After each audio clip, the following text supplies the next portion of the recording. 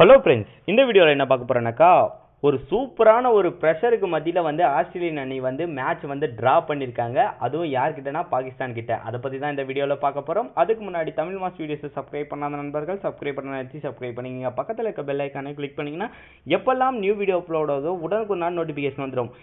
பாகிஸ்தானுக்கும் ஆஸ்திரேலியாவுக்கும் இடையிலான முதல் டெஸ்ட் போட்டி துபாயில் நடைபெற்று வருது. இதில் பார்த்தீங்கன்னாக்கா பாகிஸ்தான் அணியை பொறுத்த வரைக்கும் முதல் இன்னிங்ஸில் 482 ரன்கள் அடித்து ஒரு சூப்பரான வலுவான நிலையில் இருந்தாங்க. இதில் வந்து அப்பீஸும் வந்து ஷாயிலும் வந்து சூப்பரான ஒரு செஞ்சுரியும் அடிச்சிருந்தாங்க. இதற்கு மத்தியில் வந்து பார்த்தீங்கன்னாக்கா ஆஸ்திரேலியன் அணியை பொறுத்த வரைக்கும் சிறப்பான ஒரு தொடக்கத்தை கொடுத்தும் கூட அந்த அணியால் வந்து அதை காப்பாற்றிக்க முடியல. ஏன்னாக்கா 140க்கு மேலே வந்து ஓப்பனர்ஸ் அடித்தாலும் கூட அந்த அணியை பொறுத்த வரைக்கும் பார்த்தீங்கன்னாக்கா 202 ரன்களுக்கெல்லாம் ஆல் அவுட் ஆயிடுச்சு.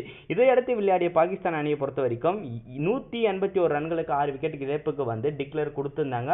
462 ரன்கள் அடித்தால் வெற்றி என்ற இலக்கோடு தான் வந்து பார்த்தீங்கன்னா ஆஸ்திரேலிய அணி களமிறங்குது.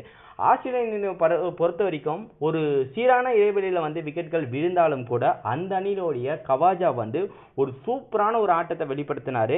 அவரை பொறுத்த வரைக்கும் 302 பால் வந்து பேஸ் பண்ணி 141 ரன்னை வந்து அடிச்சிருந்தாரு. அவரும் விக்கெட் ஆகிட்டு போக வந்து பார்த்தீங்கன்னா கடைசி ஓவர் வந்து யாசர் ஷா போறாரு. 6 பாலுக்கு 2 விக்கெட்கள் மட்டும்தான் தேவைப்படுது.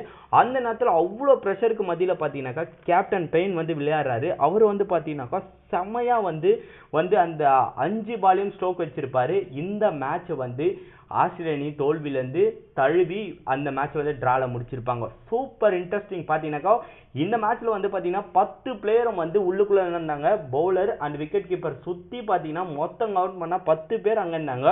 ஒரே ஒரு பிளேயர் மட்டும் தான் வெளியே இருந்தார். இது வந்து பார்க்கும்போது பார்த்தீங்கன்னா செம்ம காமெடியாக இருந்தாலும் கூட அங்கே ஒரு ப்ரெஷருக்கு மத்தியில் வந்து எப்படியாவது பாகிஸ்தான் ஜெயிக்கணும் வந்து அவங்களுடைய ரசிகர்கள் தீவிரமாக இருந்தாங்க. பட் இருந்தாலும் கூட ஒரு சூப்பரான ஒரு ஆட்டத்தை வெளிப்படுத்தி ஆஸ்திரேலிய அணி வந்து ஏசியன் மண்ணில் வந்து இந்த ஒரு சூப்பரான சாதனையை பண்ணியிருக்காங்க. நம்ம யோசிக்க வேண்டிய ஒரு விஷயம் என்னன்னாக்கா சூப்பராக வந்து ஸ்பின்னை வந்து அட்டாக் பண்ணக்கூடிய பாகிஸ்தான் அணியே வந்து அந்த அணி ட்ரா பண்ணியிருக்கு.